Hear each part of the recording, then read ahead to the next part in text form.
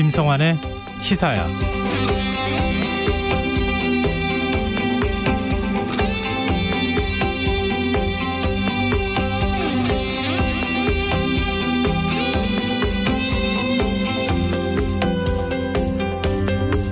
한국 영화 최초로 아카데미 사관왕을 차지한 영화 기생충 소식을 들으시면서 기뻐하신 국민들이 많으셨을 텐데요. 벌써부터 기생충의 인기에 편승하려는 듯한 정치권의 움직임이 나타나고 있습니다. 여당인 더불어민주당은 오늘 문화예술 공약을 발표했는데요. 문화예술인 실업보험 제도를 도입하고 모든 국민들이 문화예술을 누릴 수 있게 매달 마지막 주 금요일에 조기 퇴근을 장려하는 캠페인을 시행하겠다고 밝혔습니다. 자유한국당 내에서는 봉준호 영화 박물관 건립 이야기가 나오고 있는데요. 봉준호 감독이 대구 출신이라는 점을 강조하면서 대구를 세계적인 영화 테마 관광 메카로 만들어야 한다는 목소리가 커지고 있습니다. 미국 일간지 워싱턴 포스트는 기생충의 아카데미 석권을 한국 민주주의의 승리로 평가한 바 있습니다.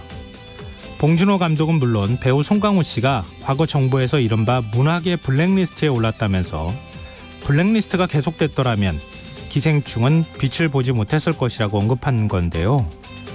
정치가 문화예술 발전에 기여하는 걸 반대할 사람은 없겠죠. 하지만 문화예술을 정치적으로 이용하는 일은 이제 그만해야 하지 않을까요? 문화예술의 가치, 그것이 어디에서 오는지 정치권이 다시 한번 생각해봤으면 합니다. 시사평론가 김성환입니다. 정부가 신종 코로나 바이러스 감염증의 명칭을 코로나19로 바꿨습니다. 오늘은 코로나19 확진자 3명이 완치 퇴원하는 반가운 소식도 전해졌는데요. 잠시 후 뉴스에서 자세한 내용 살펴보겠습니다. 더 깊이 있게 들여다보는 인터뷰 시간에는 민주당 우상호 의원과 전화 연결해서 당내 공천 전략, 인재 영입에 대한 이야기 나눠보겠습니다.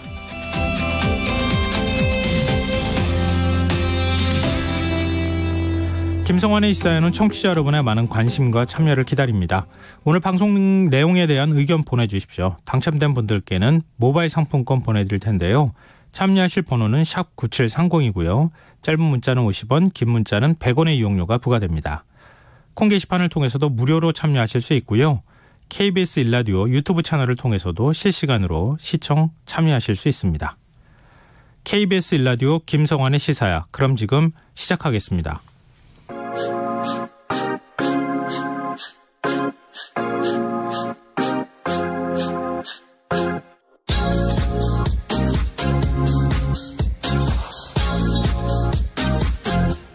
KBS 일라디오 김성환의 시사야.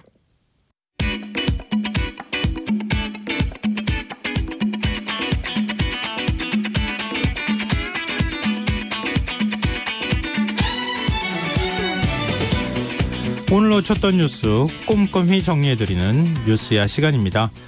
오늘은 김민하 시사평론가 나오셨습니다. 안녕하세요. 안녕하세요. 네, 오늘도 신종 코로나 바이러스 감염증 명칭에 대한 얘기를 좀 하는 것으로 시작해봤으면 좋겠는데요.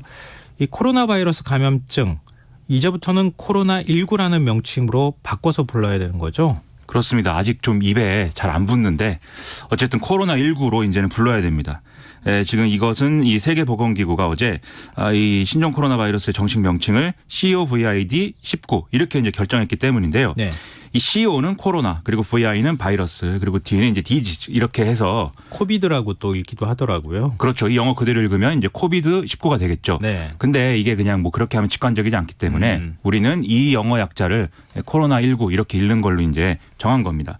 그래서 이 WHO가 뭐 이걸 아무렇게나 정한 게 아니라 세계동물보건기구라든지 식량농업기구라든지 이런 데하고 같이 이제 지침에 따라서 정한 것이기 때문에 되도록이면 좀 우리도 이렇게 따라서 불러야 되겠습니다. 네. 근데 이야기가 나와서 말인데 일부 보수 정치권하고 일부 언론에서는 계속해서 우한폐렴이라고 하는 명칭을 사용하고 있지 않습니까? 그렇죠. 이거 어떻게 해야 되는 거예요? WHO가 정한 국제적 기준에 맞춰서 쓰는 게 맞는 거라고 볼 수 있겠죠? 그렇죠. 사실 특히 이제 공식적인 어떤 차원에서 논의를 할 때는 공식 기구가 정해준 명칭을 쓰는 게 좋겠죠. 그리고 이렇게 공식 기구가 이런 명칭을 정한 것에 뭐 이유가 없는 것도 아니지 않습니까? 예를 들면 과거에 무슨 뭐 돼지 독감이라든지 이런 것이 발병했을 때 뭐 이집트에서는 돼지를 다 죽여버렸다. 그렇게 해서 큰 문제였다. 이런 얘기도 나왔고 에볼라 바이러스라든지 지카 바이러스 이런 것도 그 지역 명칭이기 때문에 어떤 이 필요 없는 다른 선입견을 가져다 준다. 이런 점에서 네. 2015년부터 이제 그런 이름은 정하지 말자라고 해서 지금 이렇게 되고 있는 거거든요. 네. 그렇기 때문에 이런 명분이 있기 때문에 좀 이거를 좀 따라줘야 되는데 말씀하신 대로 자유한국당이라든지 그다음에 이제 조선일보를 비롯한 보수 언론들은 우한 폐렴이라고 이제 쓰고 있는 것이죠. 그리고 이렇게 쓰고 있는 배경은 우리 정부가 그리고 이 정권이 중국에 대해서 저자세고 그렇기 때문에 이 중국의 눈치를 보느라 우한 폐렴이라는 명칭을 이제 굳이 쓰지 않는 것이다. 이렇게 이제 얘기하고 싶은 그런 마음들이 있는 겁니다. 근데 제 생각에는 사실 똑같이 이제 뭐 그 코로나19 이렇게 쓰더라도 네. 중국 우한에서 시작된 또는 중국 우한에서 발발한 뭐 코로나19 이렇게 쓰면 사실 그게 뭐 사실을 그냥 설명하는 것이기 때문에 큰 논란이 없는 거거든요. 네. 그럼에도 불구하고 굳이 우한 폐렴이라는 말을 써서 이제 이런 그 어떤 특정한 정치적 선입견을 지금 부풀리고 있는 것에는 좀 별로 좋지 않은 이런 일이다. 이런 마음이고요. 네. 그다음에 앞서 말씀드린 그 국제적인 사례 있지 않습니까? 이집트에서 돼지를 죽였다든지 그런 것도 사실은 제가 조선일보에 있는 칼럼을 읽고 이제 알게 된 사실인데 네. 그 조선일보에 그 영어 공부하는 그 칼럼란이 있거든요. 예. 거기서는 이제 그렇게 다 썼습니다. 이렇게 명칭을 잘 써야 된다 이렇게 썼는데 또 정치면에 가면 또 우한 폐렴이라고 쓰고 있기 때문에 자기들도 알 텐데 이제 굳이 그렇게 쓰는 거는 좀 문제가 있지 않나 이런 생각이 좀 듭니다. 바이러스는 정치적이지 않지만 사람이 정치적이다. 그렇죠. 뭐 이렇게 네. 얘기가 될 수 있겠네요. 계속해서 코로나19 관련 소식 좀 알아보죠. 오늘 다행히 추가 확진자가 발생하지 않았어요. 이런 가운데 퇴원자가 지금 계속 늘어나고 있는 반가운 소식이 좀 전해지고 있어요. 그렇습니다. 오늘 이제 50대 남성인 3번 환자, 60대 여성인 8번 환자, 그리고 30대 남성인 17번 환자 이렇게 3명이 2번 연속 검사에서 이제 코로나19의 음성 판정이 나와서 모두 퇴원하게 됐다. 이렇게 이제 발표가 됐습니다. 그럼 앞서 퇴원 결정이 된 1번, 2번, 4번, 11번까지 합치면 모두 7명의 확진 환자가 퇴원을 하게 된 것이죠. 그리고 말씀하셨듯이 이제 지금 추가 확진자가 나오지 않았기 때문에 확진자 수는 28명으로 계속 유지가 되고 있습니다. 그다음에 오늘 좀 이제 이렇게 좀 관심을 모았던 게 네. 17번 환자가 이제 그 퇴원을 하면서 언론하고 짧은 인터뷰를 가졌는데요. 이 17번 환자가 하는 말이 겪어보니까 생각만큼 그렇게 엄청난 심각한 질병은 아니다. 그냥 좀 독한 어떤 독감의 느낌이었다. 치료를 잘 받아서 퇴원을 이제 빨리 할 수 있게 된 거니까 나머지 환자들도 좀 빨리 회복해서 퇴원했으면 좋겠다. 이렇게 얘기를 했는데 그렇기 때문에 우리가 또 너무 크게 과도한 어떤 불안감 갖지 않아도 될 것 같다. 이런 생각을 좀 하게 되는 그런 말씀이었습니다. 좀 젊은 층에서는 지금 코로나19에 감염이 된다 하더라도 자가 면역으로 치료가 가능한 정도 수준이 되거나 지금 말씀하셨던 것처럼 약간 독한 독감 정도 수준이라고 지금 느끼고 있는데 아무래도 연령층이 높아지게 되면 조금 좀 중증으로 변화될 가능성이 있는 거라서 그런 부분의 경우에는 좀 조심해야 될 필요는 여전히 있겠어요. 그렇죠. 지금 또 논란이 되고 있는 게 잠복기가 14일이 맞냐 이 얘기가 나오는 게 네. 뒤늦게 이제 확진을 받은 분이 있어서 그렇지 않습니까? 근데 이분도 사실은 그 지금 질병관리본부나 이런 쪽에서는 회복 단계에서 이제 확진이 된 것이다 이렇게 네. 보고 있는 거거든요. 그 얘기는 앞서서의 어떤 증상이나 어떤 그런 증상이 발현되는 과정이 그렇게까지 이제 고통스럽지 않았던 측면도 있다는 것이기 때문에 사람에 따라서 뭐 말씀하신 대로 고령자라든지 기저질환을 갖고 있었다든지 이런 부분에서는 이제 아주 위험한 어떤 증세가 될 수도 있지만 우리처럼 좀 건강한 이런 사람의 경우에는 뭐 이겨낼 수 있는 어떤 질병의 수준인 거다 이런 점들이 계속 확인이 되고 있는 것 같습니다. 지나친 공포심은 가질 필요가 없겠다는 생각도 좀 한편으로 갖게 됩니다. 물론 긴장을 늦춰서는 안 되겠지만. 그렇습니다. 그리고 중국 우한 지역에 있던 우리 교민을 태운 3차 전세기가 오늘 오전 한국에 도착했어요. 그렇습니다. 지금 뭐 이 3차 전세기에 이제 오늘 새벽 6시 25분에 김포공항에 도착을 했는데요. 여기에 이제 한국인 79명하고 홍콩인 1명을 포함한 중국인 67명, 한국인의 배우자인 미국인 1명 이렇게 147명이 탑승을 있었다고 합니다. 네. 원래는 이제 170여 명이 탄다고 했는데 그중에 뭐 교통편이 없었다든지 신분증을 준비하지 못한 경우 등등이 이제 포기한 사례가 있었고 네. 그냥 중국에서의 검역 과정에서 1명이 유증상자로 분류됐고 그 배우자까지 귀국을 포기한 이런 사례도 있었다고 하고요. 그다음에 지금 말씀하신 대로 귀국 이후에 이제 검역 과정에서 5명이 기침과 발열 등의 증상을 보여서 국립중앙의료원으로 이제 이송이 됐는데 이 2명의 자녀가 또 있습니다. 11살 어린이 그리고 15개월 유아. 이 2명의 자녀는 이제 부모와 떨어질 수가 없기 때문에 병원으로 이제 함께 옮겨졌고 여기서 이제 안전 조치를 이제 취하는 형태로 지금 같이 있는 상황이라고 합니다. 그리고 나머지 탑승객들은 우리가 귀국 즉시 이제 경기도 이천 국가고학원에 마련된 임시생활시설로 이동을 했고 앞으로 이제 14일간 격리 생활을 하게 된다고 합니다. 네. 지금 아직 확진을 받은 상황은 아니기 때문에 검사 결과를 좀 지켜봐야 되는 거죠. 그렇습니다. 네, 알겠습니다. 그리고 코로나19로 이 외출을 좀 자제해야 된다. 또 자제하고 있는 분들이 굉장히 많아지면서 자영업자들이 좀 어려움을 호소하고 있지 않습니까? 그렇죠. 문재인 대통령이 오늘 서울 남대문 시장을 방문해서 상인들을 위로하고 오찬 간담회까지 가졌어요. 그렇습니다. 코로나19 관련 현장 일정을 대통령이 이제 이렇게 소화한 것은 이제 4번째라고 볼 수 있는데요. 네. 오늘 이제 이렇게 그 시장에 가서 이제 어묵이라든지 떡이라든지 홍삼 이런 것들도 사고 온누리 상품권으로 그리고 이제 상인들하고 간담회도 하고 이런 일정들을 소화를 했습니다. 네. 이 자리에서 당연히 이제 우리가 어떤 검역이라든지 이런 것들은 잘 해야 되지만 그렇게 이제 지나치게 불안해할 필요가 없다는 게 확인이 되고 있다. 대통령이 이렇게 얘기를 했고요. 또 그러면서 지금 정부가 여러 가지 지원을 또 하겠지만 국민들이 과도한 불안감을 떨쳐내고 다시 일상적인 경제활동과 소비활동으로 돌아가서 활발하게 이런 것들을 해주는 것이 근본적인 대책일 거다. 이렇게 이제 얘기를 했습니다. 근데 정부가 코로나19 피해를 본 중소기업하고 소상공인들을 위한 지원 대책도 지금 얘기를 하고 있죠. 그렇습니다. 그래서 오늘 이 자리에 사실 박영선 장관도 같이 갔는데요. 네. 그래서 오늘 경제관계장관회의에서 이 방금 말씀하신 지원책이 확정이 됐습니다. 그래서 이 코로나19 사태로 피해를 입은 것으로 확인된 중소기업에 이제 경영자금을 좋은 조건으로 이제 제공을 한다 이런 내용이고요. 이 지원 대상은 이 코로나19 사태로 매출액이 10% 이상 줄어든 제조업 분야 중소기업 그리고 교역 분야 중소기업의 경우에는 대중국 수출입 비중이 20% 이상, 매출액이 10% 이상 줄어든 경우 이렇게 이제 규정이 돼 있습니다. 그리고 소상공인에 대해서도 기존보다 낮은 금리로 이제 경영 안정자금이라든지 이런 것들이 제공이 된다고 하고요. 또 노란우산 공제 대출 이런 것도 금리를 좀 낮춰서 제공하는 방안 이런 것들이 이제 결정이 됐습니다. 이 밖에 이제 마스크 제조에 필요한 중국산 소재가 지금 수급이 어렵다는 지적이 있기 때문에 네. 이건 이제 공동 구매를 지원한다 이런 방침이고요. 네. 또 중국 현지에 진출한 중소기업에 대한 구호물자 배송이라든지 이런 것들도 같이 추진을 하기로 했습니다.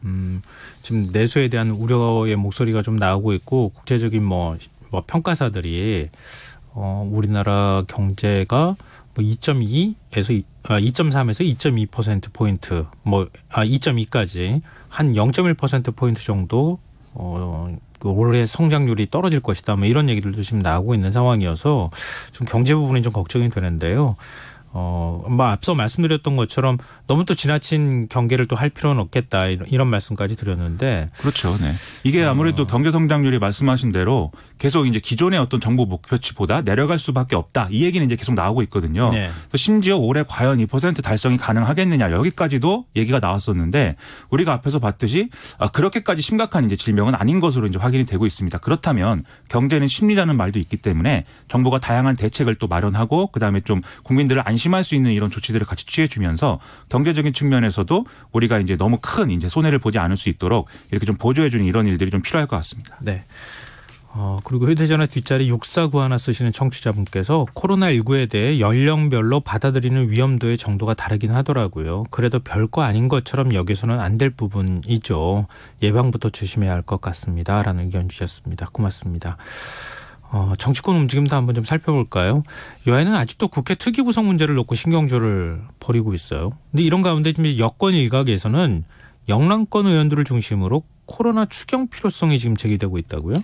그렇습니다. 이 더불어민주당의 김두관, 김부겸, 김영춘 의원 등의 이 더불어민주당 소속의 이제 영남권 출마자들 이 오늘 성명을 통해서 네. 이 코로나19로 인한 민생 경제 피해를 최소화해야 되고 서민 경제 어려움을 덜기 위해서 지금 범정부적 민생 대책 수립이 필요하다라면서 추경을 편성해야 된다 이렇게 주장을 했습니다. 그만큼 앞서 말씀드린 우리 자영업자라든지 이런 지역 경제가 상당히 어렵다라는 게 피부로 이제 확인이 된다 이런 건데요. 네. 사실 우리 정부는 지난 2015년에 메르스 사태 당시에도 11조 6천억 규모의 추경을 이제 편성을 한 바 있습니다. 그래서 전반 거기다가 지금 재난기본법 3조에 감염병이 사회재난으로 규정이 돼 있고 또 국가재정법을 보면은 사회재난으로 인한 추경을 편성할 수 있다고 돼 있기 때문에 추경을 편성할 수 있는 법적 근거는 이제 충분하다 이렇게 이제 얘기를 하고 있는 거거든요. 다만 이 여당 지도부는 이미 이제 이 올해 예산을 500조 넘는 대형 예산으로 이제 편성해 놓은 상황이고 지금은 일단 예비비로 대응하고 있는 단계이기 때문에 추경을 이제 편성하는 방안은 좀 이제 고려를 해보겠지만 당장 이렇게 뭐 대응에 나서지는 않는 수준에서 지금 얘기를 하고 있는 것으로 이렇게 파악이 됩니다. 아마도 2015년 메르스 사태 때 그때 메르스 추경이라고 해서 내수 진작을 위한 추경을 편성한 바가 있어서 아마 그것 때문에 지금 추경 얘기가 나오는 거 아닌가 또 싶네요. 그리고 자유한국당은 오늘 결의안을 제출했다고 하는데 이게 중국인 입국 금지를 해달라 이런 결의안입니까? 그게 이제 핵심 내용입니다. 중국인과 중국을 입국한 외국인의 입국 금지를 촉구하는 결의안을 자유한국당이 이제 국회에 제출을 한 건데요. 그래서 말씀대로 이제 그 중국인의 전면 입국 금지 이 내용이 이제 들어가 있고 그다음에 선별 진료소가 제 기능과 역할을 제대로 충실히 이행할 수 있도록 제반 사항을 적극적으로 지원해야 된다. 이 내용이 들어가 있고 최대한 신속하고 정확하게 확진자의 동선과 장소 공개 등의 내용이 이제 담겨 있다. 이렇게 설명을 하고 있습니다. 네. 자유한국당은 더불어민주당하고 이제 이 결의안을 함께 발의하는 방안 이제 추진을 했었는데 이건 자유한국당 주장에 의하면 더불어민주당이 역시 이제 우한이라는 단어 때문에 응하지 않았다면서 중국의 눈치를 계속 보느라 이런 것도 못하고 있고 또 특위 구성에 있어서도 중국의 눈치를 보느라 합의가 안 되고 있다. 이렇게 주장을 하는 그런 모습을 또 오늘 보였습니다. 민주당 쪽 입장은 혹시 나온 게 있습니까? 민주당 입장에서는 정부 대응이 잘못됐다고 하는 걸 전제로 하고 한 결의안이기 때문에 받아들일 수 없다. 뭐 이런 건가요? 뭐 제가 민주당의 반응을 정확한 이제 워딩 형태로 지금 전달하기는 좀 어려운 상황인데 네. 하지만 이 중국인의 그냥 전면 입국 금지라는 것이 그냥 결정한다고 해서 바로 이렇게 될 수 있는 것도 아니고 그리고 예를 들면은 중국 중에서도 심각한 지역을 이렇게 통제를 해서 그 지역에서 이제 넘어오는 사람들을 통제할 수는 있지만 중국인 전체를 입국 금지했을 경우에 지금 중국에 있는 이제 우리 교민들이 돌아오는 네. 이런 것들도 사실은 우리가 다 고려해야 되거든요. 감염병이라는 것은 중국 사람에게만 지금 바이러스가 있는 게 아니라 중국에 존재하는 이제 사람들에게 바이러스가 있는 것이기 때문에 우리 국민들의 경우에는 그럼 어느 절차에 준해서 입국 절차나 이런 것들을 할 것이냐. 그리고 이분들이 들어오면 다 이제 자가격리 돼야 되는데 그러면 그렇게 될 경우에는 그러면 그것과 관련해서는 상황을 어떻게 소화할 것이냐 이런 여러 가지 행정적인 문제들이 있기 때문에 네. 그냥 이게 좀 여당의 입장에서는 무책임하게 그냥 결의안을 이렇게 제출하는 것보다는 현실적인 차원의 어떤 고민이라든지 이런 네. 것들을 해야 되는 그런 입장으로 보입니다. 네, 알겠습니다. 그리고 일본은 지금 그 대형 크루즈선에서 확진자가 계속 발생하고 있는 상황 아니겠습니까? 근데 숫자가 걷잡을 수 없이 지금 늘어나고 있어요. 그렇습니다. 이게 아주 문제적인 상황인데 지금 열흘째 이제 일본 요코하마항 근처에 이제 이 대형 크루즈선이 정박 중이죠. 다이아몬드 프린세스라고 하는 여기서 이제 코로나19 감염자가 또 39명이 추가로 확인이 된 상황이라고 합니다. 그래서 당초에도 이제 어떤 우려가 됐던 상황에 이제 확진율이 날이 갈수록 치솟아서 지금 이제 70%를 넘어서는 그런 상황이라고 하는 것인데요. 네. 이 가운데 이제 또 4명은 중증이다라는 거거든요. 지금까지 확진 판정을 받은 탑승자가 모두 174명인 거고요. 그렇기 때문에 일본 정부는 이 크루즈선을 지금까지는 이제 격리해 놓은 상황에서 선별적으로 이제 진료를 해왔지만 탑승자 전원을 검사하는 쪽으로 이제 방침을 좀 얘기를 하고 있는 상황이라고 합니다. 그러면 이 선상 격리 기간은 원래는 이제 처음 이제 확진자가 발생한 이후 14일 따져서 오는 19일까지로 이제 격리를 해놓은 상황이었는데 만약에 이제 전수조사에 들어가게 되면은 네. 선상 격리 기간은 더 연장될 수도 있고 상당히 걷잡을 수 없는 그런 상황이 될 것 같습니다. 그러니까 서로 간에 완전히 분리되지 않은 상황에서 계속 확진자가 발생하니까 그 확진자로부터 또 2주 이런 식으로 지금 늘어나고 있는 상황이잖아요. 그렇죠. 그 배 안이 상당히 열악한 환경이라고 하거든요. 방에 이제 다들 이제 이 선원들은 밑에서 이제 승객들의 어떤 필요한 여러 가지 일을 하고 있는데 그런 점에서 자기들이 팔꿈치가 부딪힐 정도로 이제 협소한 공간에서 일을 하고 있다고 하고 승객들도 다 선실에 이제 지금 격리돼 있지만 또 네. 혼자 쓰는 방도 아닙니다. 사실 가족도 있고 뭐 이러기 때문에 그리고 이제 잠깐 밖에 나올 수 있긴 하지만 여튼 그 좁은 공간에 다 지금 여기 타고 있는 사람들이 한 3,700여 명 되니까 네. 사실 확진자가 발생하기 시작하면 걷잡을 수 없이 감염이 될 수밖에 없는 환경인 거죠. 그래서 빨리 일본 정부가 이 무태에 있는 이제 수용 시설이라든지 이런 것들을 확보를 해서 일단 사람들을 다 이제 배 밖으로 꺼낸 다음에 확진받은 사람은 의료시설로 보내고 나머지 사람들은 다른 데 격리시켜 놓고 이런 조치를 지금 빨리 해야 되는데 이제 와서 이제 전수조사 이제 들어간다고 하는 것이고 이런 준비들은 지금 거의 안 돼 있는 걸로 보여서 상당히 자국 내에서도 상당한 비판을 지금 초래하고 있는 이런 상황입니다. 근데 무엇보다도 지금 한국인이 14명이 탑승하고 있는 것으로 알려지고 있지 않습니까? 그렇죠. 근데 이런 상황이 계속 이렇게 노출된 위험에 그냥 그대로 무방비 상태로 둬야 되는 거냐. 국내로 송환할 수는 없는 거냐라고 하는 의견도 있거든요. 그렇죠. 근데 지금 정부가 이제 어제 오늘 그것에 대한 입장을 이렇게 좀 밝혔는데 일단 이것은 일본에 이제 정박하려고 기항하려고 한 이런 크루즈선이기 때문에 기본적으로는 일본이 이제 처리해야 되는 문제이다라는 게 우리 정부의 일단 입장입니다. 그리고 중국의 경우에는 사실 중국 우한에 있는 교민을 들여오는 문제는 중국하고의 어떤 특수한 케이스, 특별한 왜냐하면 거기서 감염병이 발생했기 때문에 네. 그걸 통해서 이제 교민들을 이제 이송한 것인데 일본의 경우에는 지금 다르다라고 얘기를 하고 있는 거거든요. 다만 이제 일본의 이제 그 영사관이나 이런 걸 통해서 필요한 어떤 의료 지원이라든지 물품 이런 것들은 계속해서 체크하고 전달하고 있고 또 이제 그 크루즈선에 탑승하고 있는 우리 국민 14명의 어떤 건강 상태나 이런 걸 확인해 봤을 때 지금 증상이 나타난 것도 이제 없는 상황이라 뭐 면밀하게 이제 계속 지켜보겠다라는 얘기는 하고 있는 상황입니다. 네. 그리고 정부가 오늘부터 보건용 마스크와 손 소독제에 대한 긴급 수급 조정 조치를 시행한다라고 밝혔죠. 그렇습니다. 이게 이제 워낙 마스크가 이제 매점 매석되고 그다음에 또 고가에 이제 가격이 폭등하고 뭐 이런 일들이 벌어지기 때문에 이런 조치를 시행을 하는 것인데요. 그래서 이제 보건용 마스크와 손 소독제의 생산업자는 하루 단위의 생산량, 국내 출고량, 수출량 그리고 재고량 이런 것들을 매일매일 이제 식약처에 신고하도록 이렇게 이제 돼 있는 것입니다. 그리고 이제 판매업자의 경우에는 동일한 판매처에 하루 동안 마스크 1만 개, 손 소독제 500개 이상을 판매하는 경우에는 이것도 이제 판매 가격이나 판매 수량 그리고 판매처 이런 것들을 이제 다 식약처에 신고해라 이런 이제 취지입니다. 네. 청취자 5226님 코로나19 때문에 근무할 때 마스크 착용하는데 동료 중에는 마스크가 없어서 난감해하는 모습 봤습니다. 다행히 제가 미세먼지 때문에 마스크를 넉넉히 구매해 두었는데 나눠드리니 너무 고마워하더라고요. 이럴 때일수록 사재기 자제하고 두루두루 나눠서 사용하면 좋겠습니다. 라는 의견 주셨습니다. 우리 국민들의 시민의식이 대단히 성숙했다고 생각이 드는 게 인터넷에도 이렇게 자기가 평소 갖고 있던 마스크를 그런 좀 마스크가 없는 이제 좀 취약계층이나 이런데 전달해달라 이렇게 기부하시는 분들이 지금 있거든요. 네. 그런 걸 보면 정말 이런 좀 뉴스를 전달하는 입장에서도 상당히 좀 힘이 나는데 또 이거를 이렇게 또 이 마스크를 가지고 또 이윤을 추구하는 이런 모습들도 있는 걸로 보면은 참 그 점에 대해서는 슬프고 안타깝고 냉온탕을 오가는 기분입니다.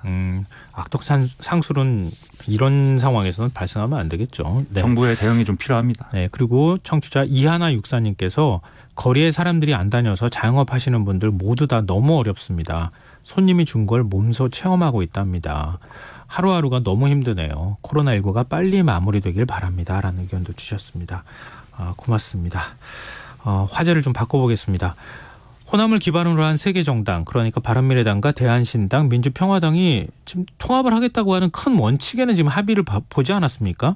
근데 손학규 대표 이선 퇴진 문제 때문에 이게 좀 통합이 안 되는 거 아니냐라고 하는 목소리가 나와요. 그렇습니다. 처음에 얘기가 나올 때는 뭐 금방이라도 통합이 될 것처럼 이렇게 얘기를 했는데 그래서 17일까지 조건 없이 통합한다 이런 원칙도 얘기를 했는데 신당 지도부 구성 어떻게 할 거냐 이 이견 때문에 지금 다시 뭔가 물 건너가는 거 아니냐 이런 얘기가 나오고 있는 것이죠. 구체적으로는 바른미래당의 손학규 대표가 이제 퇴진을 해야 되는 거 아니냐 이런 얘기가 나오는 것에 대해서 이 통합하고 손학규 대표 자신의 거치는 상관이 없다. 물러날 수 없다. 통합까지 다 완성시키는 것까지가 내가 할 일이다. 이렇게 얘기를 하면서 지금 이걸 거부하고 있는 이런 상황인 것이죠. 그래서 손학규 대표의 이선 후퇴가 지금 되지 않으면 이 바른미래당 내부에서는 2차 탈당이 벌어질 수도 있다 이런 우려가 나오고 있기 때문에 과연 통합이 되는 거냐 의구심이 지금 커지고 있는 상황입니다. 그러면은 김민하 평론가가 보기에 이 세 당은 통합이 가능할 거라고 보세요? 일단 뭐 가능한 방향으로 이제 갈 수밖에 없는 상황이긴 한데 지금 이제 왜 이렇게 되느냐를 우리가 생각해 보면 결국은 이제 공천권 문제가 배후에 있다고 생각할 수밖에 없는 거죠. 네. 그러니까 이게 뭐 공천권이라는 게 자기 욕심이기도 하지만 사실 이 통합된 세력을 가지고 어떻게 국민들에게 이 통합의 어떤 당이나 이런 건 설명할 거냐 이런 문제가 되는 것이기도 하거든요. 그 세 당이 이제 합당을 하는데 지금 갖고 있는 현역 의원들이 거의 이제 그대로 유지가 되는 특히 호남 지역에서 그렇게 해서 이제 선거에 임했을 때는 사실 지금과 같은 호남 지역의 여론상에서는 여당 지지세가 크기 때문에 바람을 일으킨다든지 할 수 없다라는 게 손학규 대표 측의 생각인 것 같습니다. 그래서 손학규 대표 입장에서는 이렇게 좀 공천을 개혁 공천이나 뭐 이런 걸 하려면 사실 자기가 좀 칼을 쥐고 뭐 본인 얘기로는 뭐 젊은 뭐 세대의 어떤 통합 이런 것이 필요하다고 하면서 또 네. 개혁 공천을 해서 뭐 이런 걸 통해서 국민들에게 좀 존재의나 이런 것들을 설득해 보자라는 입장인 것 같거든요. 그런데 이제 그것은 이제 손학규 대표의 어떤 리더십이 유지가 될 수 있는 조건이 있어야 사실은 그게 가능한 것인데 지금 상황에서는 사실 바른미래당 내부에서도 지금 손학규 대표의 리더십이 지금 흔들리고 있는 상황에서 네. 통합 과정이 유지가 되겠느냐 좀 의문인 것이거든요. 네. 그래서 앞으로 상당히 장애물이 클 것이다. 그리고 시간이 얼마 안 남았기 때문에 이 장애물이 빨리 해소가 되지 않으면 뭐 통합이 어려워질 수도 있다 이런 생각입니다. 네. 한번 좀 어떻게 되는지 좀 지켜보겠습니다. 그리고 가칭 국민의당 안철수 창당준비위원장은 창당 일정을 좀 더 서두르겠다 이런 입장을 밝혔죠. 그렇습니다. 국민의당에서 의자를 빼서 이제 국민당이 되어버렸는데 국민당 이 안철수 창당준비위원장은 이제 중도층과 무당층들의 유권자들이 자신들을 바라보고 있다, 사명감을 느낀다라면서 창당을 이제 23일로 앞당기겠다 이렇게 밝혔습니다. 이건 아무래도 그동안 이제 당이나 안철수 전 의원이 추진하는 이런 정치 세력을 만들고 이런 것에 대해서 국민들에게 충분히 알려지지 않았고 또 충분히 좀 동의를 구하지 못했다라는 측면이 있기 때문에 네. 빨리 좀 창당 작업을 마무리하고 그것과 관련된 어떤 이 작업들을 추진하겠다 이런 마음인 것 같거든요. 네. 또 여러모로 지금 시간이 모자란다 이 얘기는 사실인 것 같습니다. 네. 근데 국민당이 다른 당의 당색을 가로챘다 이런 논란이 지금 일고 있는데 이게 어떤 내용입니까? 이 국민당은 자기들의 당색을 지금 오렌지로 결정을 했다라는 건데요. 네. 이게 이제 민중당의 주황색하고 겹친다. 이래서 민중당이 상당히 반발을 하고 있는 이런 상황입니다. 그런데 이것에 대해서 안철수 위원장 측은 네. 이게 뭐 주황색하고는 다르다. 오렌지색이 좀 더 이제 채도가 높은 이제 색이다. 이렇게 얘기를 하면서 네. 다른 색이다라고 얘기를 하고 있고 그렇기 때문에 뭐 두 당의 어떤 이런 색을 둘러싼 이런 갈등이나 이런 것들이 계속 이어지고 있는 상황입니다. 근데 주황색하고 오렌지색이 어떻게 차이가 나요? 뭐 지금 민중당 쪽에서는 동화책에는 오렌지는 주황색이다 이렇게 또 돼 있다는데요. 그렇죠. 민중당은 이렇게 그렇게 주장을 하는데 우리가 이제 사실 색의 3요소 뭐 이런 것까지 얘기를 그런 걸 하면 뭐 이렇게 어려워질 수 있으니까 네. 색을 구성하는 여러 가지 요소가 있지 않습니까? 명도도 있고 채도도 있고 뭐 이런 게 여러 가지가 있는데 그걸 기준으로 할 때는 사실은 세상에 같은 색은 없죠. 똑같은 색을 두 번 쓴 거 아니면은 세상에 존재하는 색은 다 다른 색인데 이제 그런 얘기라기보다는 유권자들에게 무슨 색깔로 인식되느냐 이걸 지금 얘기하고 있는 거 아니겠습니까? 네. 그런 점에서는 사실 오렌지색이나 주황색이나 큰 차이는 없다라고 봐야 되겠죠. 이거 누구한테 저작권이 있는 것인지 이 지식재산권을 어느 땅에다가 줘야 되는지 좀 헷갈리는 그런 상황입니다. 어쨌든 양당이 지금 서로 간에 이건 좀 지금 국민당은 아무 문제 없다 그러고 민중당 쪽에서는 우리 거 색깔 똑같이 지금 따라간 것이다 이렇게 좀 불쾌하고 있는 상황인 것 같습니다. 이 논란 자체는 네. 뭐 민중당에게 득인 것 같습니다. 네. 왜요? 민중당 입장에서는 사실 안철수 전 의원이 추진하는 정치 세력이나 이런 것들은 상대적으로 국민들에게 좀 알려진 바가 있는데 네. 민중당이라는 정치 세력 자체는 사실 국민들에게 크게 각인돼 있지 않은 상황이어서 이런 논란은 사실 제가 뭐 공학적으로 제가 이렇게 좀 파악을 해보면 네. 뭐 민중당에게는 어떻게 이득이 될 수 있지 않을까 좀 이런 생각이 듭니다. 정치는 이렇게 꼭 뒤집어 봐야 되는 것 같습니다. 그러게 말입니다. 지금 여러분께서는 KBS 라디오 김성환의 시사회와 함께하고 계십니다. 계속해서 뉴스야 이어가겠습니다. 지금 외교부가 한일 군사정보보호협정 지소미아는 조건부 연장 상태라는 점을 강조하면서 일본 정부를 향해 수출 규제를 철회해야 한다. 다시 한번 촉구하고 나섰어요. 그렇습니다. 오늘 이제 외교부 당국자가 이제 언론에 나와서 지난해 11월 달에 이제 한일 양국 간 합의를 한 취지가 있기 때문에 네. 빨리 일본 정부가 우리에게 취한 수출 규제 조치를 조속한 시일 내에 철회를 해야 된다.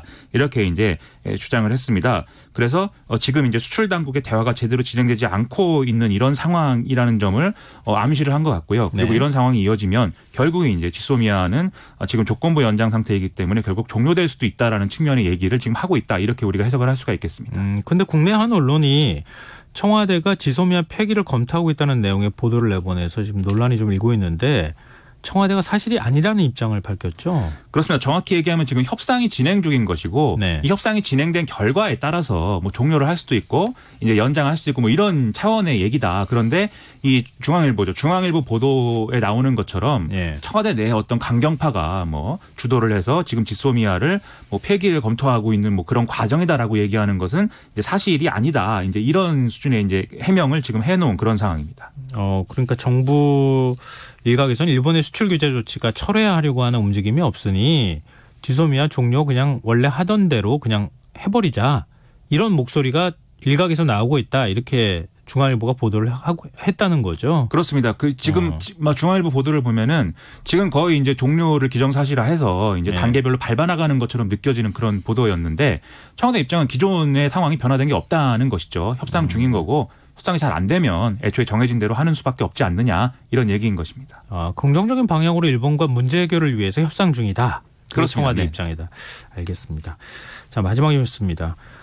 오늘 조국 전 법무부 장관의 SNS 글이 화제가 됐어요. 이게 그 수사와 기소 주체를 분리하겠다 이런 추미애 법무부 장관의 발언과 관련된 내용이었었던 거죠. 그렇습니다. 추미애 법무부 장관이 어제 취임 첫 기자간담회를 열고 검찰 수사의 내부적 통제 장치가 필요하다 이런 얘기를 했는데요. 네. 여기에 대해서 이제 수사하는 검사와 기소하는 검사를 나눠서 사건을 다루는 안을 이제 법무부가 대안으로 이제 얘기를 하고 있다 이런 얘기였습니다. 그러면 조 전 장관은 어떤 입장을 보인 겁니까? 환영한다. 그렇죠. 조국 전 장관은 그것에 대해서 매우 의미 있는 시도이고 또 법 개정 없이도 가능한 이런 사안이기 때문에 대단히 환영한다. 그리고 궁극적으로 우리의 어떤 검경수사권 조정이라든지 또 검찰개혁의 목표는 수사는 경찰, 기소는 검찰이 하는 것으로 나누는 거다. 이렇게 이제 확인을 하는 그런 이제 모습이었습니다. 검찰은 공식 반응 내놓은 게 있습니까? 검찰은 뭐 지금 공식적인 반응을 검찰이 뭐 이런 것에 대해서 낼 수는 없고 네. 이제 내지도 않은 상황인데 다만 언론을 통해서 검사들의 어떤 볼멘 소리 뭐 이런 거는 나오고 있습니다. 지금 진행 중인 사건에 대한 개입이나 이런 걸 뭐 법무부가 하면 안 되고 그리고 이제 개별 사건에 대한 수사 지휘권은 검찰총장이 갖고 있다. 뭐 이런 얘기를 언론을 통해서 하고 있는 상황으로 파악이 됩니다. 일단 뭐 아주 세부적인 내용이 나온 것은 아니고 큰 원칙에 대한 얘기만 나온 거잖아요. 그렇죠. 네. 근데 뭐 여러 우려의 목소리는 좀 있기는 하더라고요. 그렇습니다. 이게 수사검사와 기소검사를 나눈다라고 했을 때 네. 사실은 수사권하고 기소권을 어떤 형태로든 나눠서 검찰이 기소권을 전담하는 형태로 가는 것은 사실은 지금까지 이제 우리가 논의해온 검찰개혁의 큰 방향인 거는 맞거든요. 네. 그런 연장선에서 사실은 공수처도 설치를 했던 것이고 이 기소권을 분할하는 문제에서 그렇기 때문에 방향은 이제 맞는 건데 다만 이제 이것을 좀 운영하는 과정에서 여러모로 이제 잡음이 난다든지 이런 부분은 좀 피해야 될 것 같습니다. 예를 들어서 지금 뭐 반발하고 있는 쪽의 주장은 기소검사를 이렇게 나눠 놓으면 권력이 힘을 가지고 있는 사람들이 또는 이제 경제 권력이든지 정치 권력이든지 그 기소검사에 대해서만 어떤 로비를 한다든지 이렇게 주물러서 네. 이런 기소를 할 것을 못하게 만들 수도 있지 않느냐 뭐 이런 얘기를 하는 건데요. 그런데 사실 그것은 지금 뭐 수사를 같이 하는 검사의 경우도 얼마든지 적용될 수 있는 문제인 것 같고 즉 이렇게 나누는 것은 큰 이제 명분에 맞는 일인데 운영하는 과정에서 이 명분에 맞게 잘 운영을 하면 제 생각에는 큰 원칙대로 갈 수 있는 중요한 계기가 될 수 있다. 저는 그렇게 생각을 좀 하고 있습니다. 네, 오늘 뉴스 여기까지 하겠습니다. 지금까지 김민하 시사평론가였습니다. 고맙습니다. 고맙습니다.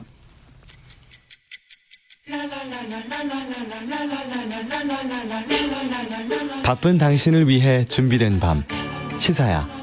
시사평론가 김성환과 함께합니다. 더불어민주당으로부터 총선 예비후보 부적격 판정을 받은 정봉주 전 의원이 당의 부적격 결정을 수용하면서도 당의 후속 조치를 보고 행동하겠다는 입장을 밝혔습니다. 또 어제를 끝으로 민주당의 1차 인재 영입이 마무리됐는데요. 오늘 이슈와 인물을 더 깊이 들여다보는 인터뷰 시간에서는 관련 정치권 소식 민주당 우상호 의원과 얘기 나눠보도록 하겠습니다. 우 의원님 안녕하십니까? 네네 안녕하세요. 네, 당내 얘기부터 조금 먼저 해봤으면 좋겠는데요. 네. 정봉주 전 의원 이번 총선 예비후보에서 부적격 판정을 일단 받았는데 어제 기자회견을 통해서 입장을 밝혔어요. 이게 근데 수용하겠다는 입장도 아니고 약간 좀 제3의 길에 대한 가능성을 좀 열어놓은 것 같은데 이 상황을 어떻게 보고 계십니까? 보통 이제 정치인의 언어가 되게 다의적으로 해석될 때는 단순하게 판단하는 게 좋죠. 기본적으로는 이 부적격 판정을 이제 번복할 수 없다. 네. 그런 현실을 받아들인 것으로 봐야 되고요. 다만 정치인 정봉주의 인생이 여기서 끝나면 안 되니까 뭔가 그 새로운 길을 당과 함께 모색해 보겠다. 뭐 이런 정도의 의지 표현으로 저는 해석합니다. 네. 아, 그럼 당의 불출마 공고를 수용했다.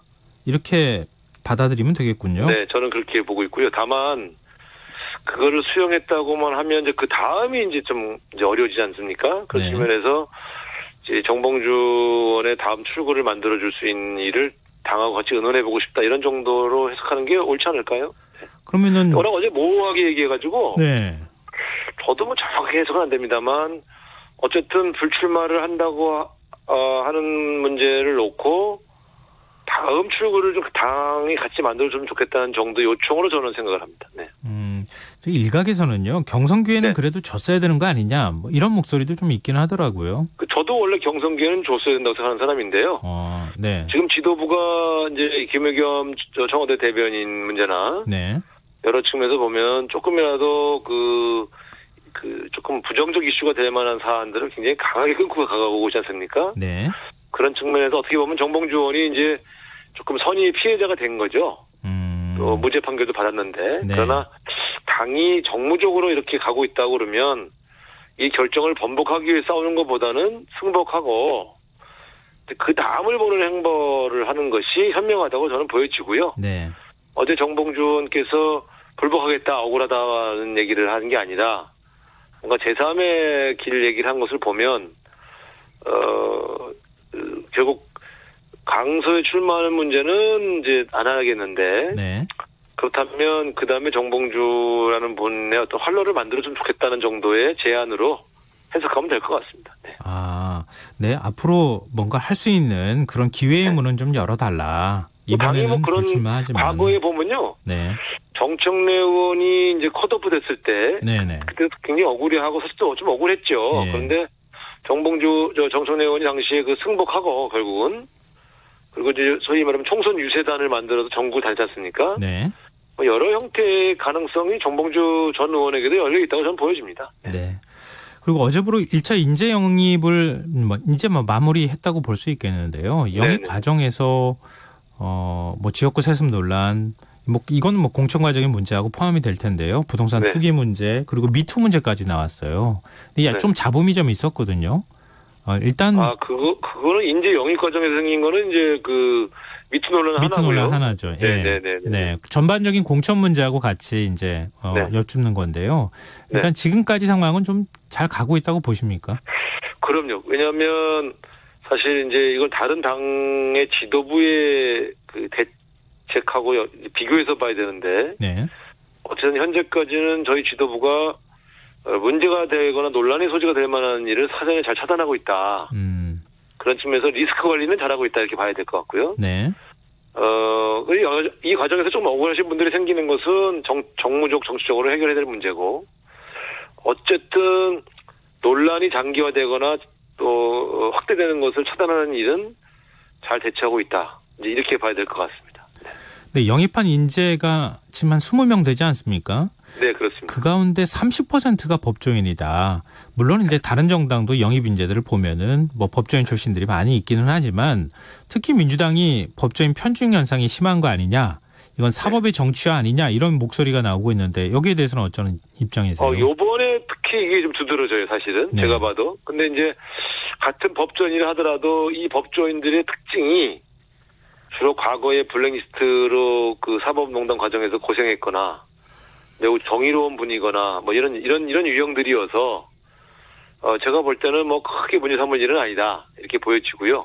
실제로 이제 이분들이 다 지역구로 갈 건지 비례대표 갈 건지는 아직 결정이 안 됐기 때문에 제가 볼 때는 그 법조계 출신이 조금 더 많은 건 사실입니다만 뭐 그게 과반수를 넘었거나 이런 문제는 아니어서 그렇게 큰 문제는 아니다 이렇게 보여집니다. 어쨌든 조금 이분들이 나중에 정치권에 와서 어떤 역할을 할 건가에 대해서는 한번 재규정할 필요는 있다고 봐야죠. 근데 뭐 여성 공천으로 비율로 따지면 한 40% 정도 되니까 여성 공천은 뭐 어느 정도 그 달성을 했다 이렇게 또 볼 수 있겠지만 그런 반면에 청년 이번에 이제 세대 공천을 한다는 얘기도 많이 나오고 그랬었잖아요. 근데 청년층의 공천이 한 1% 이런 얘기가 지금 나와요. 너무 청년층이 인색한 거 아니냐라고 하는 지적에 대해서는 어떻게 보십니까? 그것은 뭐 앞으로 향후에 남은 전략 공천과 또 비례대표 공천 과정에서 부분적으로 반영해야 될 과제라고 보여집니다. 근데 아직은 끝난 게 아니고요. 다만 좀 공천이 확정된 게 아니기 때문에 네. 비율을 논하는 것은 좀 빠른 것 같아요. 아직은. 네. 근데 이 세대 교체 공천과 관련해서 86세대가 이제 좀 뒤로 물러나야 되는 거 아니냐 이런 목소리도 있지 않았습니까? 그때 네네. 약간 불편하신 반응을 보였던 것으로 제가 기억을 하고 있거든요. 네네. 지금도 그 생각엔 변함이 없으십니까? 그건 제가 86세대다 보니까. 네. 아무래도 저 입장에서는 그게 이제 불편한 논거긴 했는데. 네. 이미 지금은 요즘 최근에 그 문제 관련해서는 별로 보도가 되고 있지 않으니까. 별로 특별히 말씀드릴 사항은 아닌 것 같고요. 네. 네. 네. 제가 뭐라고 할 수 있겠습니까? 아니 이번에 하기야 지금 비례대표 공천관리위원장까지 맡고 계시니까 네, 경선 이번에 붙으시는 겁니까? 지역구에서? 네, 저는 저희 지역은 특별히 도전자가 없어서 네, 그냥 단수로 지금 응모한 상태입니다. 네. 그래서 이렇게 여유가 있으신 거 아닌가 모르겠는데. 아니 여유가 있는 건 아닌데 어쨌든 이제 과거에도 그렇습니다만은 이 과거에 단수 공천이 문제가 된 것은 네. 사실은 복수로 응모했는데 최고위원이거나 주요 당직자들 경우에 도전자가 있어도 그냥 단수로 공천했을 때는 문제가 되는데 네. 아예 응모하신 분이 없는 단수 공천 지역을 문제 삼는 건 좀 과도한 것 같아요. 그건 그렇다고 인위적으로 안 할 사람을 억지로 들러리 경선을 시킬 수도 없고 네. 이 민주주의라는 게 도전자가 있어야 경선을 하는 건데 그런 측면에서 그런 문제까지 다루는 건 좀 과도한 것 같고요. 네. 만약에 경선 도전자가 있는데 지도부거나 주요 당직자거나 주요 계파의 핵심이어서 인위적으로 단수 공천을 만드는 경우가 문제됐던 것이죠. 네, 알겠습니다. 비례대표 공천관리위원장을 맡고 계신데 지금 비례대표 네. 공천은 어떻게 진행이 되고 있습니까? 사실은 현재는 지금 이제 이 비례대표 공천 관련해서 선관위에 유권해석이 있습니다. 네. 그래서 각 당은 이제 과거처럼 전략 공천을 하면 안 되고 민주적 절차를 거쳐서 후보를 결정해야 된다 이런 이제 유권해석이 있죠. 네. 저희 당 같은 경우는 이미 4년 전에 중앙위원회에서 비례대표 후보들을 순위 투표를 해서 결정해 왔습니다만 앞순번의 일부 후보는 사실은 전략적으로 우리가 어떤 계층과 어떤 분들을 우대하는가를 보여주기 위해서 전략 공천을 한 바 있습니다. 네. 이번에 이제 이 문제를 어떻게 개선해야 되는지에 대해서 당내 논의가 좀 더 진행될 필요가 있다고 보여지고요. 네. 이 문제에 대한 정리가 돼야만 비례대표 공천에 관한 여러 후속 절차가 진행될 수가 있습니다. 그럼 아예 전략 공천은 불가능한 거 아닙니까? 지금 선관위 유권 해석으로 보면. 그렇죠. 그러니까 과거식으로 당의 대표가 몇 번부터 몇 번까지 알아서 한다 이런 거는 네. 이제 현실적으로 불가능해졌다고 봐야 되고요. 네. 다만 민주적 절차를 이제 어떤 방식까지를 허용할 것인지에 대해서는 좀 소통이 필요한 것 같고요. 네. 일례로 지금 이제 정의당 같은 경우는 가령 어떤 특정 번호를 지정을 해서 네. 이 번호에는 어떤 계층, 어떤 대상들을 공천한다. 그리고 그것을 이제 당원 투표에서 결정한다. 이렇게 결정하고 있지 않습니까? 네. 현재 이런 문제들조차를 지금 선관위 유권 해석을 해놓은 상태입니다. 그래서 아마 이 문제는 어떤 절차와 방식까지를 민주 절차로 볼 것인지 이해찬 대표가 마음대로 하진 않으실 테니까 네. 민주당 같은 경우는 그러면 어떤 절차를 밟을 때 이걸 민주 절차로 인정해 줄 건지 이런 것들을 아마 서로 소통을 해봐야 될 것으로 보여지고요. 네. 아직은 이 문제에 대해서 완벽하게 결론이 난 상태가 아니어서 후속 절차를 지금 진행을 아직 안 하고 있습니다. 네, 알겠습니다. 지금까지 이제 당내 상황에 대한 말씀 좀 들어봤고요. 당 바깥의 네. 얘기를 좀 해봤으면 좋겠습니다. 네네. 지금 바른미래당하고 대한신당, 민주평화당이 이른바 이제 호남 지역에 기반을 둔 정당들인데요. 그 정당이 네. 지금 통합의 기본 원칙에는 지금 합의한 상황 아니겠습니까? 그렇습니다. 호남 지역 선거 판세에 어느 정도 영향이 있을 거라고 보십니까? 저는 지금 이제 4년 전에는 이제 안철수 대표라고 하는 유력권 대권 후보와 또 호남의 유력한 국회의원들이 그 제3당을 만들어서 국민의당 바람을 불러일으켰지 않습니까? 네. 이번에는 이제 그런 정도의 어떤 특정 지역의 전폭적 지지, 또 제3지대의 전폭적인 지지가 있을 것 같지는 않다. 이렇게 판단하고 있고요. 네. 다만 이제 손학규 대표와 다른 당과의 그 연합의 구도가 어떻게 진행되는지에 따라서 개발 지역에 경쟁력이 있는 이제 중진 의원들이 이제 과연 생존해 올 것인지 뭐 이런 정도의 그 어떤 그 논의가 진행되는 게 아닌가 이렇게 보고 있습니다. 아, 그러면 통합은 할 것이다. 통합은 안 할 수가 없죠. 아, 현실적으로. 손학규 대표의 거취를 둘러싼 논쟁은 네.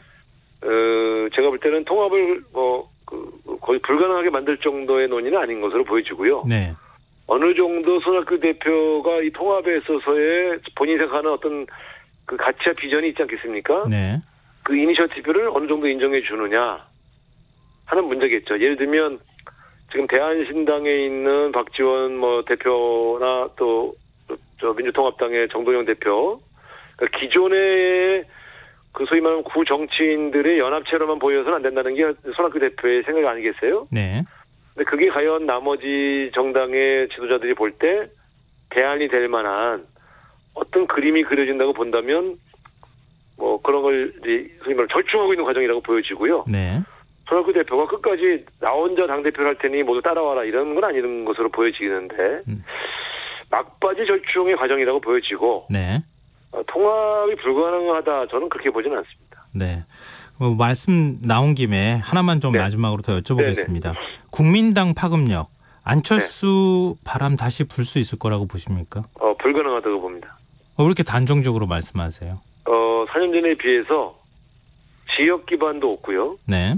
또 소위 제3지대라고 하는 그 소위 말하면 소위 무당파층의 그 범주가 4년 전에 비해서 현저히 축소됐다. 저는 그렇게 보고 있습니다. 특히 그 보수 정당의 통합과 더불어민주당과의 그 진영 싸움이 워낙 지난 1년간 아주 그 굉장히 그 대결 국면으로 가면서 양대 세력의 그 결집이 지지자의 결집이 아주 극대화됐지 않습니까? 네. 제가 볼 때는 안철수 대표에 대한 기대치나 또 안철수 대표가 기반하고 있는 지역과 세력이 너무 약해서 안철수 정당은 이번 선거에서는 큰 변수가 아니게 될 것이다. 그렇게 예측하고 있습니다. 네, 알겠습니다. 네. 늦은 시간인데 인터뷰 응해주셔서 고맙습니다. 앞으로도 좀 인터뷰 종종 해주십시오. 네, 감사합니다. 네, 알겠습니다. 고맙습니다. 네, 고맙습니다. 네. 지금까지 더불어민주당 우상호 의원과 함께했습니다. 오늘도 수고한 당신들의 이야기가 여기 있습니다. 김성환의 시사야.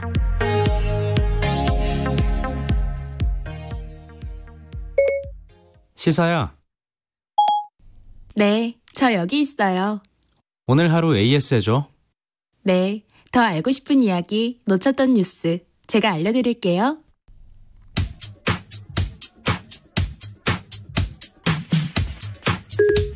시사야 애프터 서비스를 시작합니다. 경기도 부천에서 극단적인 선택을 시도하려는 20대 여성을 소방당국이 드론을 활용해 구조해서 화제가 되고 있습니다.